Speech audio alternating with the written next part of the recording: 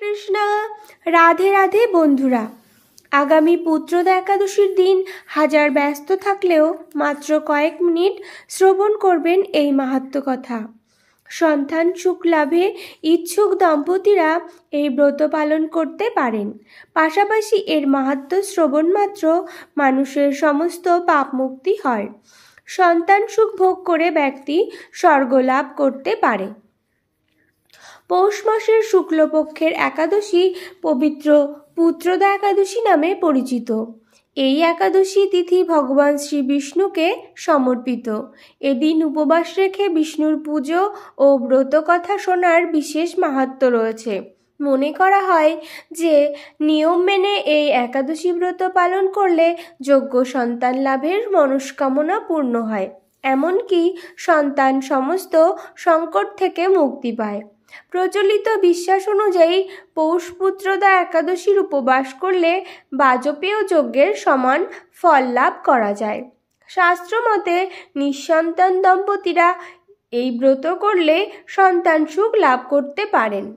তাই ভক্তি সহকারে এই পুত্রদা একাদশী ব্রত পালন করা আমাদের সকলের জন্য অত্যন্ত গুরুত্বপূর্ণ। দর্শক বন্ধুরা, কৃপা করে সকলে একাদশী ব্রত পালন করবেন। রাধে রাধে দর্শক বন্ধুরা, আমি মিতা। আজকের এই ভিডিওতে আপনাদের স্বাগত জানাই। বন্ধুরা, আশা করি গোবিন্দের কৃপায় আপনারা সকলে খুব ভালো আছেন।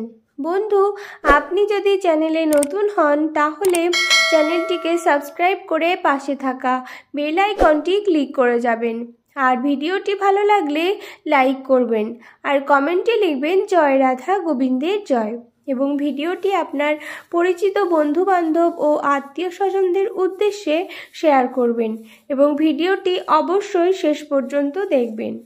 দর্শক বন্ধুরা, আজকের এই ভিডিওতে আমি পবিত্র পুত্রদা একাদশী ব্রত মাহাত্ম্য কথা পাঠ করব। আপনারা ভিডিওটি শেষ পর্যন্ত অবশ্যই দেখতে থাকুন। পুত্রদা একাদশী ব্রত মাহাত্ম্য। যুধিষ্ঠির বললেন, হে কৃষ্ণ, পৌষ মাসের শুক্লপক্ষের একাদশীর নাম কি, বিধি বা কি, কোন দেবতা ওই দিনে পূজিত হন এবং আপনি কার প্রতি সন্তুষ্ট হয়ে সেই ব্রত ফল প্রদান করেছিলেন? কৃপা করে আমাকে সবিস্তারে তা বলুন। শ্রীকৃষ্ণ বললেন, হে মহারাজ, এই একাদশী পুত্রদা নামে প্রসিদ্ধ।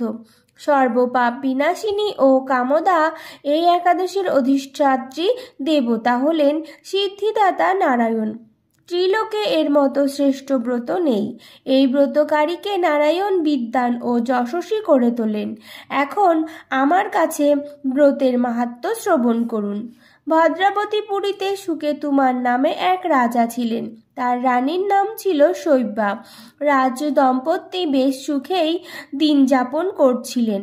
বংশ রক্ষার জন্য বহুদিন ধরে ধর্মকর্মের অনুষ্ঠান করেও যখন পুত্র লাভ হলো না, তখন রাজা দুশ্চিন্তায় কাতর হয়ে পড়লেন। তাই সকল ঐশ্বর্যবান হয়েও পুত্রহীন রাজার মনে কোনো সুখ ছিল না। তিনি ভাবতেন, পুত্রহীনের জন্ম বৃথা ও গৃহ শূন্য। পিতৃদেব মানুষ্যলোকের কাছে যে ঋণ শাস্ত্রে উল্লেখ আছে তা পুত্র বিনা পরিশোধ হয় না। পুত্রবান্য জনের এ জগতে যশ লাভ ও উত্তম গতি লাভ হয় এবং তাদের আয়ু আরোগ্য সম্পত্তি প্রভৃতি বিদ্যমান থাকে।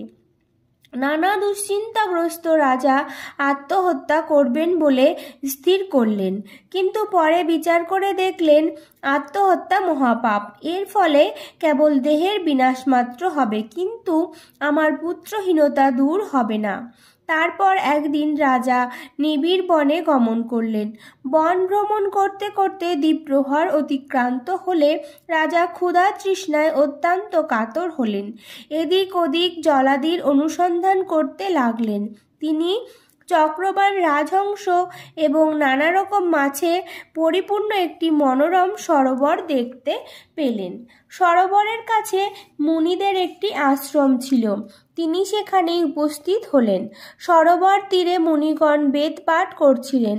মুনিবৃন্দের শ্রীচরণে তিনি দণ্ডবৎ প্রণাম করলেন। মুনিগণ রাজাকে বললেন, হে মহারাজ, আমরা আপনার প্রতি প্রসন্ন হয়েছি। আপনার কি প্রার্থনা বলুন। রাজা বললেন, আপনারা কে এবং কি জন্যই বা এখানে সমবেত হয়েছেন? মুনিগণ বললেন, হে মহারাজ, আমরা বিশ্বদেব নামে প্রসিদ্ধ এই সরোবরে স্নান করতে এসেছি। আজ থেকে 5 দিন পরেই মাঘ মাস আরম্ভ হবে। আজ পুত্রদা একাদশী তিথি। পুত্র দান করে বলেই এই একাদশীর নাম পুত্রদা। তাদের কথা শুনে রাজা বললেন, হে মুনিবৃন্দ, আমি অপুত্রক, তাই পুত্র কামনায় অধীর হয়ে পড়েছি। এখন আপনাদের দেখে আমার হৃদয়ে আশার সঞ্চার হয়েছে। এ দুর্ভাগা পুত্রহীনের প্রতি অনুগ্রহ করে একটি পুত্র প্রদান করুন। মুনিগণ বললেন, হে মহারাজ, আজ এই পুত্রদা একাদশী তিথি, তাই এখনই আপনি এই ব্রত পালন করুন। ভগবান শ্রীকেশবের অনুগ্রহে অবশ্যই আপনার পুত্র লাভ হবে। মুনিদের কথা শোনার পর যথাবিধানে রাজা কেবল ফলমূলাদি আহার করে সেই ব্রত অনুষ্ঠান করলেন। দ্বাদশী দিনে উপযুক্ত সময়ে শস্যাদি সহযোগে পালন করলেন। মুনিদের প্রণাম নিবেদন করে নিজ গৃহে ফিরে এলেন। ব্রত প্রভাবে রাজার যথাসময়ে একটি তেজস্বী পুত্র লাভ হলো। হে মহারাজ, এই ব্রত সকলেরই পালন করা কর্তব্য। মানব কল্যাণ কামনায় আপনার কাছে আমি এই ব্রত কথা বর্ণনা করলাম। নিষ্ঠা সহকারে যারা এই পুত্রদা একাদশী ব্রত পালন করবে তারা পুত নামক নরক থেকে পরিত্রাণ লাভ করবে। আর এই ব্রত কথা শ্রবণ কীর্তনে অগ্নিষ্টম যজ্ঞের ফল পাওয়া যায়। ব্রহ্মাণ্ড পুরাণে এই মাহাত্ম্য বর্ণনা করা হয়েছে। দর্শক বন্ধুরা, আশা করি ভিডিওটি আপনাদের খুবই উপকারে আসবে। আর ভিডিওটি ভালো লাগলে লাইক করবেন আর কমেন্টে লিখবেন জয় রাধা গোবিন্দের জয়, এবং ভিডিওটি আপনার পরিচিত বন্ধু বান্ধব ও আত্মীয় স্বজনদের উদ্দেশ্যে শেয়ার করবেন। সকলেই ভালো থাকুন এবং সুস্থ থাকুন এই কামনা রেখে আজকে এখানেই শেষ করলাম। নমস্কার, ধন্যবাদ। ঈশ্বর আপনার মঙ্গল করুক। জয় শ্রীকৃষ্ণ। রাধে রাধে।